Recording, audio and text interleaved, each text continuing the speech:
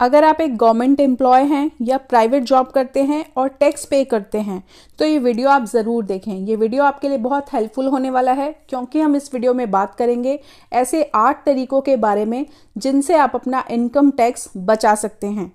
अगर आपकी जो सालाना इनकम है वो 5 से 10 लाख के बीच है तो किस तरह से जो है आप अपना इनकम टैक्स ज़ीरो कर सकते हैं।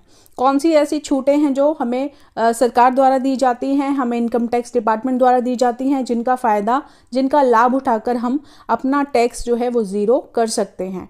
हो सकता है आप सेंट्रल गवर्नमेंट एम्प्लॉय हों, दिल्ली गवर्नमेंट के एम्प्लॉय हों, या फिर किसी स्टेट गवर्नमेंट के या प्राइवेट DOE MCD किसी भी डिपार्टमेंट से हो सकते हैं। तो अगर आप एक टैक्स पेयर हैं तो वीडियो को ज़रूर देखें। इसके अलावा अगर आप ये नहीं जानते कि आपका जो इनकम टैक्स स्लैब है वो कौन सा है, या फिर आपकी इनकम के अनुसार आप किस स्लैब के अंदर आते हैं, तो आप मेरा एक प्रीवियस वीडियो देख सकते हैं। डिस्क्रिप्शन में उसका लिंक दे दूंगी, यहाँ ऊपर आई बटन में भी आपको उसका लिंक मिल जाएगा। वहाँ पर जाकर आप अपना टैक्स स्लैब चेक कर सकते हैं कि आपकी इनकम के अकॉर्डिंग आप किस टैक्स स्लैब के अंदर आते हैं और क्या टैक्स जो है कितना जो है आपको अपना टैक्स बचाना है। ठीक है, तो आप वो भी देख सकते हैं। तो यहाँ पे हम 8 तरीकों के बारे में जानेंगे। चलिए बिना देरी के स्टार्ट करते हैं हम अपना वीडियो। तो फर्स्ट है आपका स्टैंडर्ड डिडक्शन। स्टैंडर्ड डिडक्शन जितने भी सैलरी पाने वाले कर्मचारी होते हैं उनके लिए होता है ये, और इसके तहत आपका 50,000 रुपये का डिडक्शन किया जाता है, जिसमें कि आपकी जो टोटल सालाना इनकम होती है उसमें से 50,000 रुपये की छूट आपको ऑटोमेटिकली मिल जाती है। मान लीजिए आपकी इनकम 7 लाख रुपये है। ठीक है, मान लीजिए आपकी इनकम 7 लाख रुपये है, तो इसमें से 50,000 रुपये हम ऑटो डिडक्शन में डाल देते हैं, और जो है आपका यहाँ पे आपकी जो इनकम हो जाती है वो जाती है आपकी 6,50,000 रुपये। ठीक है, तो ये चीज़ हो गई है पहली। दूसरा है आपका गवर्नमेंट सेविंग स्कीम्स। इसके तहत आप किस तरह से टैक्स बचा सकते हैं। जो गवर्नमेंट सेविंग स्कीम्स होती हैं अंडर अंडर 80C के अकॉर्डिंग कौन सी हैं, इसमें ये सभी इनके सबसेक्शन है। जैसे कि आप करा सकते हैं फिक्स डिपॉजिट करा सकते हैं, जिसके जो कम से कम 5 साल के लिए किया हो गया हो। ठीक है, वो उस पर छूट आपको मिल सकती है। आप LIC करा सकते हैं, PLI करा सकते हैं, आप सुकन्या समृद्धि योजना के तहत छूट ले सकते हैं, आप PPF में जमा करा सकते हैं। PPF आपको पता ही होगा, पब्लिक प्रोविडेंट फंड होता है जो उसमें जमा करा सकते हैं। इसका लॉक इन पीरियड 15 ईयर्स का होता है। ELSS ये एक टाइप का म्यूचुअल फंड्स है और इसमें भी आप करा सकते हैं, और इसका जो लॉक इन पीरियड होता है वो आपका सबसे कम 3 साल का होता है। तो इन सभी के तहत आप लगभग जो है वो 1.5 लाख रुपए तक की छूट जो है अपने सालाना इनकम, अपने टैक्सेबल इनकम है उसमें से ले सकते हैं। अब मान लीजिए आपकी पीछे इनकम हो गई थी आप 6.5 लाख रुपए। ठीक है, 6.5 लाख से आप सीधा 1.5 लाख रुपए अगर आप इनमें इन्वेस्ट करते हैं 1.5 लाख रुपए, तो सीधा 1.5 लाख रुपए आपकी उस टोटल इनकम से माइनस हो जाएगा। यानी कि 6.5 लाख रुपए जो आपकी इनकम बन रही थी, 1.5 लाख के बाद आपकी इनकम बचेगी कितनी, 5 लाख रुपए। ठीक है, मान लीजिए 10 लाख रुपए, जैसे मैंने आपको कहा कि 10 लाख तक आपकी अगर इनकम है तो भी आपका टैक्स ज़ीरो बन सकता है। वो भी हम आगे मैं आपको बताऊंगी। ठीक है, तो यहाँ पे आपका 1.5 ये लगा लो और 50,000 आपका ये हो गया, तो लगभग 2 लाख रुपए की सेविंग आपकी यहाँ पर हो चुकी है। ठीक है, इसके बाद बात करते हैं हम आपका NPS जो है वो आपका नेशनल पेंशन स्कीम है। अगर आप एक गवर्नमेंट एम्प्लॉय हैं तो इसके लिए आपको अलग से कुछ नहीं करना। आपकी जो सैलरी होती है, मंथली इनकम होती है, उसका 10% आपका NPS डिडक्शन होता है, आप सभी जानते ही होंगे। ठीक है, जिसमें कि आपका DA प्लस बेसिक होता है, उसका 10% है हमारा NPS में डिडक्ट होता है। ठीक है, जिसके तहत आपको 50,000 रुपये की छूट मिलती है। 50,000 रुपये का जो है वो डिडक्शन आपके जो सैलरीड जो आपका टैक्सेबल इनकम होता है उसमें से हो जाएगा। ठीक है, मान लीजिए जैसे कि आपके 2 लाख रुपये का आपका ऑलरेडी हो चुका है, तो ये 50,000 रुपये का आपका डिडक्शन और हो जाएगा। लेकिन अगर आप मान लीजिए सालाना आपका जो NPS कट रहा है वो 1 लाख रुपए के आसपास कट रहा है, तो ऐसा नहीं है कि आपकी जो डिडक्शन है या आपको जो ये इसके अकॉर्डिंग जो डिडक्शन होगा, छूट मिलेगी, वो 1 लाख की मिलेगी। आपका NPS जितना मर्जी डिडक्ट होता हो, ठीक है, लेकिन जो आपको छूट मिलेगी वो केवल 50,000 रुपये की मिलेगी। ठीक है, तो ये चीज़ हो गई है आपकी तीसरी। इसके अलावा अंडर 80D के अकॉर्डिंग आप जो है मेडिकल इंश्योरेंस के तहत भी जो है छूट ले सकते हैं। कैसे? जो धारा 80D है उसके अकॉर्डिंग आप अपनी वाइफ या फिर अपने हस्बैंड का, अपने बच्चों का, अपने माता पिता के लिए जो बीमा वगैरह कराते हैं, मेडिकल इंश्योरेंस कराते हैं, अगर आप वो करवाते हैं तो आपको 50,000 तक की छूट जो है वो उस पर भी मिलती है। तो आजकल सभी जो है मेडिकल इंश्योरेंस कराते हैं, तो आपको पता होना चाहिए कि जो भी आप स्कीम्स यूज़ कर रहे हैं या इस तरह के जो क्लेम्स आपने ले रखे हैं, मेडिकल इंश्योरेंस वगैरह ले रखा है, तो उसके तहत भी आपको जो है इनकम टैक्स पर छूट मिलती है। ठीक है, यहाँ पर अगर आप जो है आप सिर्फ अपनी हस्बैंड वाइफ या फिर बच्चों का कराते हैं तो ये होगी राशि 25,000 रुपये की। ठीक है, यानी कि 25,000 रुपये तक की जो है वो आप उस पर छूट ले सकते हैं।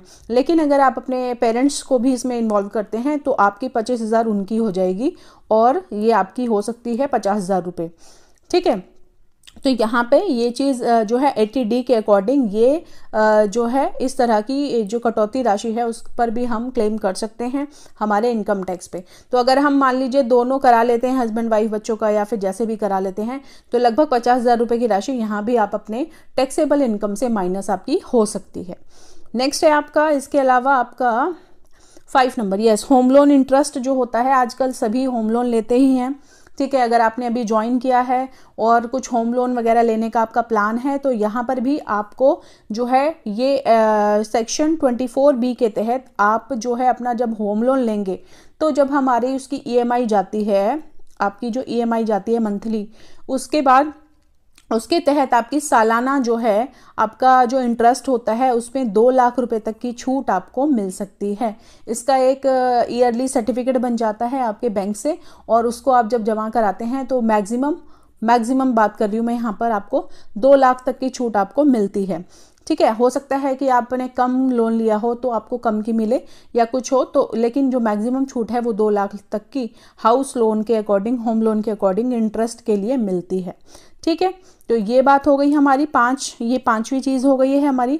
इसके बाद बात करते हैं हम अगली, छठा क्या है हमारा, हाउस रेंट। अगर मान लीजिए आपने होम लोन नहीं लिया और आप हाउस रेंट क्लेम करना चाहते हैं तो यहाँ पे सेक्शन 80G के अकॉर्डिंग जो है ये प्रावधान है कि आप जो है जिस जगह पे भी रह रहे हैं, मान लीजिए आप किसी अदर स्टेट से आए हैं दिल्ली में, मतलब जहाँ पे भी रहने के लिए, तो वहाँ के अकॉर्डिंग जो है जो मेट्रो सिटीज़ हैं उसमें हाउस रेंट काफ़ी अच्छा क्लेम मिलता है उसका, और उसके तहत जो है आप उस राशि का दावा कर सकते हैं जो आपने हाउस रेंट के तहत पे की है। इसके लिए आपके कुछ एक आपको हाउस एग्रीमेंट, रेंट एग्रीमेंट बनवाना होता है। इसके अलावा इसके 3 क्राइटेरिया होते हैं, वो आप देख लेंगे, मैं यहाँ पे आपको स्क्रीनशॉट भी शेयर कर दूंगी, उसके अकॉर्डिंग आपको आपका हाउस रेंट मिलता है। ठीक है, जैसे मान लीजिए जो मेट्रो सिटीज़ है उसमें ज़्यादा है, या फिर जो थोड़े से विलेज एरिया है या फिर ठीक है रूरल एरिया है वहाँ पे थोड़ा कम हो सकता है, पर हाउस रेंट के लिए भी आप जो है ये भी आपकी टैक्सेबल इनकम से जो है माइनस हो सकता है और आपका जो है जो इनकम टैक्स है वो जो है वो कम हो जाएगा। ठीक है, लेकिन यहाँ पे अगर आपके पास कोई प्रॉपर्टी है, आपके नाम पर कोई प्रॉपर्टी है मान लीजिए, तो आप हाउस रेंट क्लेम नहीं कर सकते। जैसे मान लीजिए आपने ऑलरेडी होम लोन ले रखा है तो आप हाउस रेंट कैसे क्लेम करेंगे, है ना, तो होम लोन वालों के लिए नहीं है। और अगर आपके नाम पे पहले से कोई प्रॉपर्टी है तो भी आप जो है इसको क्लेम नहीं कर सकते। ठीक है जी, अगला इसके अलावा आप कह सकते हैं, इसके अलावा आपके पास क्या ऑप्शन हो सकते हैं, एजुकेशन लोन। काफ़ी ज़्यादा इंपॉर्टेंट है ये, इसलिए है क्योंकि आजकल ज़्यादातर जो है जब बच्चे बड़े हो जाते हैं तो एजुकेशन लोन लेते हैं लोग, तो आप अपने लिए ले सकते हैं, अपनी वाइफ के लिए ले सकते हैं, अपने बच्चों के लिए ले सकते हैं होम लोन और एजुकेशन लोन। इसका क्या फ़ायदा है, इसका फ़ायदा ये है कि इसका जो इंटरेस्ट होता है इसका जो इंटरेस्ट होता है उसको आप 100% क्लेम कर सकते हो। यानी कि मान लीजिए जैसे कि मैंने आपको पीछे बताया था कि होम लोन जो होता है वो लगभग 2 लाख तक के उस पर आपको छूट मिलती है, ठीक है, सालाना। लेकिन जो एजुकेशन लोन होता है उस पर जो आपका टोटल इंटरेस्ट है, मान लीजिए आप साल में 3 लाख रुपए इंटरेस्ट पे कर रहे हैं, ठीक है, तो 3 लाख के 3 लाख को आप क्लेम कर सकते हैं एजुकेशन लोन के तहत। ठीक है, इसके अलावा आपके पास ऑप्शन हो सकता है आप डोनेट कर सकते हैं किसी गवर्नमेंट एसोसिएशन को, गवर्नमेंट ऑर्गेनाइजेशन को या फिर प्राइवेट ऑर्गेनाइजेशन को। तो जो गवर्नमेंट ऑर्गेनाइजेशन है उसमें अगर आप डोनेट कर रहे हैं तो आप 100% क्लेम कर सकते हैं, और अगर प्राइवेट कोई फर्म है उसको आप, एसोसिएशन है उसको आप डोनेट कर रहे हैं तो आप 50% के लिए क्लेम कर सकते हैं। इसके 2 क्राइटेरिया होते हैं। ठीक है, तो यहाँ पे मैंने आपको बताए हैं कुछ तरीके जिनसे आप अपना टैक्स जो है वो ज़ीरो कर सकते हैं।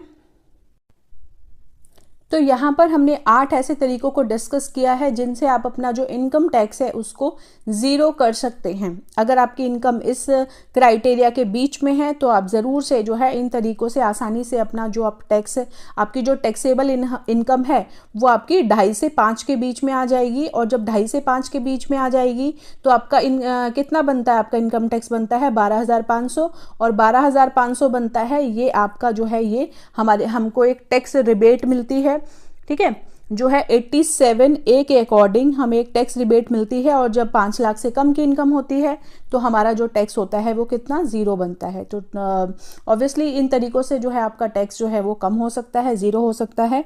बाकी अगर आप नहीं जानते, आपने अभी ज्वाइन किया है, आप फ्रेशर हैं, आपने न्यू ज्वाइन किया है, आप नहीं जानते कि आपकी कितनी इनकम के अकॉर्डिंग कैसे कैसे टैक्स आप कैलकुलेट होगा या किस इनकम टैक्स स्लैब में आप आते हैं, तो मैं आपको डिस्क्रिप्शन में एक लिंक प्रोवाइड कर दूंगी, वहाँ पर जाके आप उस वीडियो को देख सकते हैं, जहाँ पर मैंने सभी इनकम टैक्स जो न्यू इनकम टैक्स हैं स्लैब हैं आपके 2022-23 के अकॉर्डिंग, वहाँ पर मैंने पूरा उसको समझाया हुआ है। वहाँ पे आप देख सकते हैं कि आप किस टैक्स स्लैब में आते हैं, कितना आपका टैक्स बनेगा और कितनी आपको बचत करने की ज़रूरत है।